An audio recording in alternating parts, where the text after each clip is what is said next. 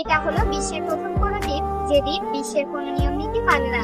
এটাকে দ্বীপ বললে ভুল হবে, এটা আসলে গোটা একটা রাজ্য যেটা বিশাল সমুদ্রের মাঝখানে একা দাঁড়িয়ে আছে। দেখে যদিও বোঝার উপায় নেই, কিন্তু এই রাজ্যে এখনো রাজা এবং সেনাপতিরা বসবাস করে। প্রতি বছর প্রায় 30 লাখ মানুষ এই রাজ্যে ভ্রমণের জন্য যায়।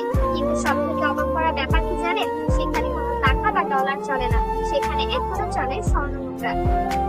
এই রাজ্য ফ্রান্সের পশ্চিম উপকূলে থাকলেও ফ্রান্স সরকার কখনোই এই রাজ্যের উপর হস্তক্ষেপ করতে পারেন না। আর এই কারণেই বাইরে থেকে কোনো পর্যটক এই রাজ্যে ভ্রমণের জন্য গেলে সম্পূর্ণ নিজ দায়িত্বে সেখানে যেতে হয়।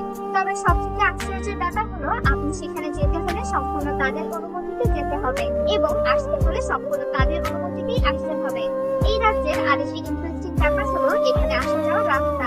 দিনের মধ্যে মাত্র 40 থেকে 45 মিনিট এই রাজ্যে যাওয়ার জন্য রাস্তা থাকে, বাকি পুরোটা সময় রাস্তা খুঁজে পাওয়া যায় না।